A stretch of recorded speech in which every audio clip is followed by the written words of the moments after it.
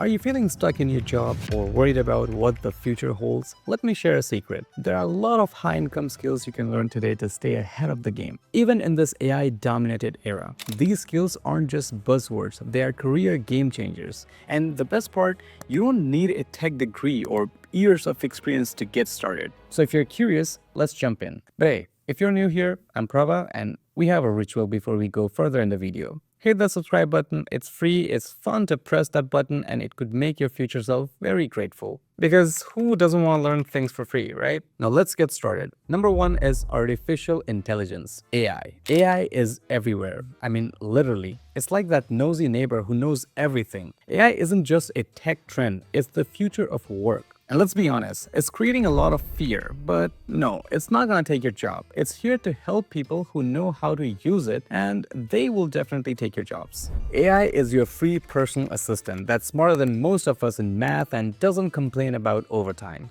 Also, AI tools have made life ridiculously easier. Apps like ChatGPT, Copilot, and Gemini are free to use, and it can supercharge your productivity in ways you can't even imagine. I use AI daily, and trust me, once you start, there's no going back, and here's why. Imagine you want to learn a programming language like Python, but you don't know where to start. You can just ask ChatGPT to create a beginner-friendly learning plan, and within seconds, you'll have a step-by-step roadmap tailored to your needs, with resources available on the internet. For example, let's ask ChatGPT to create a plan for me. Here's a prompt where I'm asking ChatGPT to act as my coding tutor and create a step-by-step plan to learn Python for becoming a data analyst, starting from absolute scratch with no prior coding experience. So let's see what happens. Now look at this. This has given me a complete step-by-step plan for about 10 weeks how to learn Python from the scratch. It has basically covered the topics like introduction, variables and data types, input, output, basic operators, and conditional statements. And then there are resources that you can find. Now, for example, if I click on this link here, it has taken me to this video where I can learn Python full course. This is basically something someone would need if they're starting from the scratch. They have a lot of courses just for free, and they literally have CS50, a course by Harvard, for free on this channel. So whenever you want, just scroll through this and you can learn a lot of things all for free, and you don't need to pay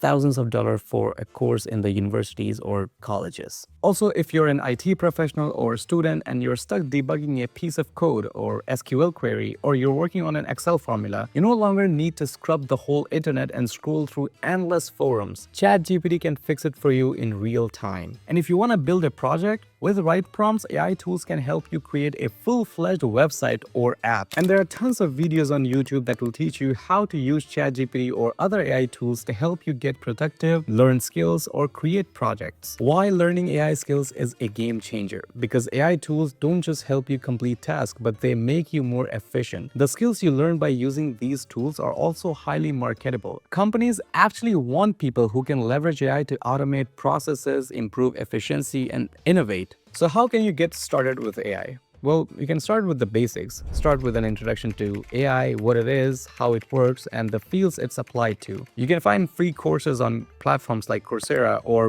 just start with YouTube. Also, you can start learning to use AI tools. You can experiment with ChatGPT, ask it some questions, treat it like therapist, advisor, or personal assistant. You can request help with code. You can ask it to write emails for you, or even have it summarize articles. You can also explore tools like DALL-E for creative projects, Adobe AI tools if you're into content creation. Me personally, I record my voice on my phone right here, and then later I use Adobe Podcast AI to remove the background noise and make it sound more clearer. I literally have no fancy mic at the moment. You can also practice real-world application. You can build a small project using AI tools like Chatbot for customer support. You know, the one you see in the corner of the website. This is more than your personal assistant. Number two is cloud engineers. Every company is moving its infrastructure to the cloud. But what does moving to cloud really mean?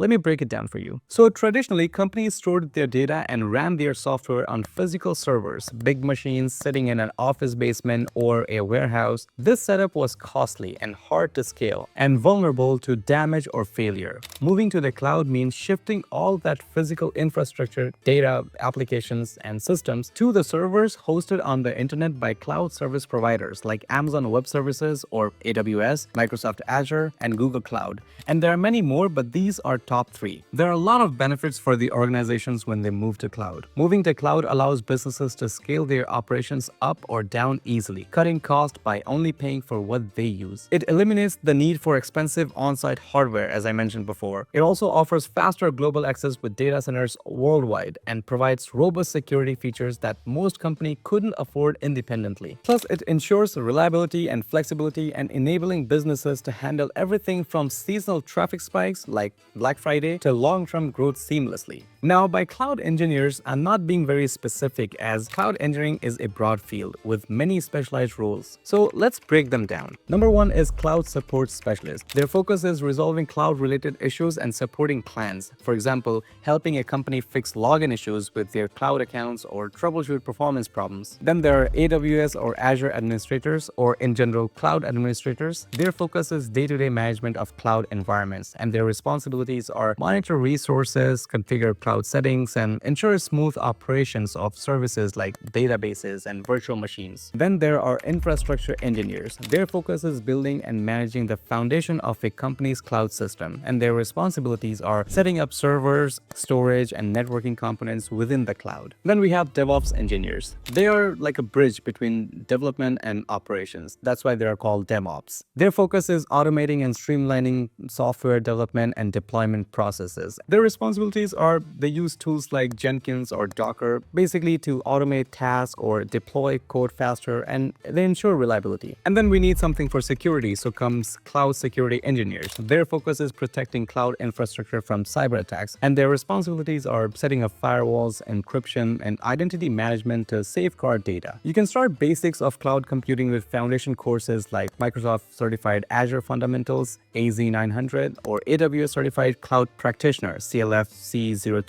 You don't need any prior IT experience to get started with these courses. They are the basics, and they will help you understand the various components and services of a particular cloud platform. You can pick any one of these two, but if I were you, I'd be a little biased with AWS since it has the highest market share among the other cloud providers. I'll drop some links in the description if you want to go through the overview of these courses, so you can just check those links out. Number 3 is cybersecurity. Cybersecurity is about protecting digital systems, data, and networks from threats like hackers, malware, or data breaches. Think of it as being a digital bodyguard for companies, individuals, and governments. With our increasing reliance on technology, cybersecurity specialists are now more crucial than ever. Think of cybersecurity specialists as Gandalf of the digital world. They stand at the firewall and shout, "You shall not pass!" A cybersecurity specialist ensures that sensitive information remains safe and systems are secure from unauthorized access. Let me simplify it further. Imagine a bank protecting its vault. A cybersecurity specialist is like the guard, alarm systems, and surveillance cameras, all working together to stop the robbers. And here's what they do. They identify weaknesses. They search for vulnerabilities in software, systems, or network that could be exploited by hackers. For example, spotting a weak password system or outdated software that's easier to attack. Their job also includes preventing attacks, so specialists implement firewalls, encryption, and other tools to block malicious attempts. Think of these as digital barriers that stop hackers from getting in. They also respond to threats, so if a system is hacked or breached, they quickly act to limit damage, recover lost data, and prevent it from happening again. And they also have to educate others, so they teach employees and users about best practices like avoiding suspicious emails or setting strong password, because even the best security systems can't fix the human error. Cybersecurity specialists also have to stay updated because cyber threats constantly evolve, so specialists must always learn about latest risk and defense strategies. If you want to become a cybersecurity specialist, here is the beginner roadmap. You should start learning basics of IT and networking. So to secure systems, you need to understand how they work. Learn about operating systems like Windows, Linux, then networking, how data travels, and common protocols, for example, HTTP, FTP, and there are many more. You can take beginner courses on platforms like Coursera, Udemy, or just start with YouTube. You should also understand cybersecurity fundamentals. So study topics like firewalls, encryption, malware, and ethical hacking. This gives you a foundation for understanding how cyber threats operate. For example, you can start learning why two-factor authentication system is more secure than just using a password. Why do companies or apps ask you to use two-factor authentication?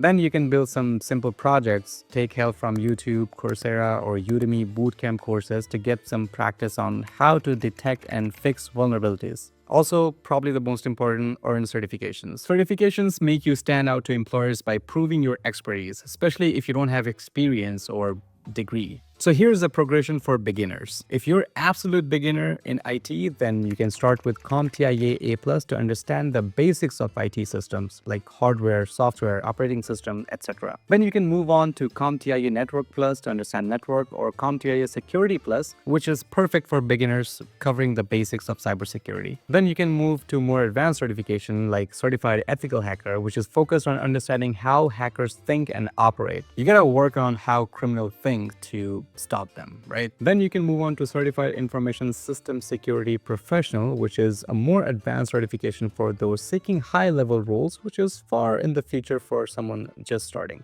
Again, cybersecurity is broad, so you can choose a specific area. You can start with network security engineer who are protecting data traveling across the networks. Then there is application security, which is ensuring software is safe from threats. Then there is incident response. Basically, you need to quickly address and resolve cyber attacks. Then there is forensic, investigating breaches and finding out how they happened. You can start with entry-level roles like IT support or junior security analyst. Many companies are willing to train beginners with right attitude and foundational knowledge. You can also use internship, volunteer projects, or personal labs to showcase your skill. To understand the technical skills more in depth for cybersecurity specialists, you can browse through some YouTube videos, and I'll provide the links for some in the description. So why cybersecurity is a high-income, high-demand career? Well, with businesses, governments, and individuals relying on technology more than ever, cybersecurity roles are in high demand. From small startups to global corporations, everyone needs protection from cyber attacks. And with high demand comes high pay. Cybersecurity specialists are among the most well-paid IT professionals. The world is evolving, and there is no better time to invest in yourself. Pick one skill, start small, and stay consistent. There are plenty of other high-paying roles out there, especially in the data specialist world, because apparently data is the new gold. These jobs are in high demand and come with some serious paychecks. But hey, I'll save those juicy details for another video. I gotta keep you coming back for more. It's just the way it is. Oh, and if you're still not subscribed, well, what are you waiting for? You've come this far, click that button and join the squad, and see you in the next video.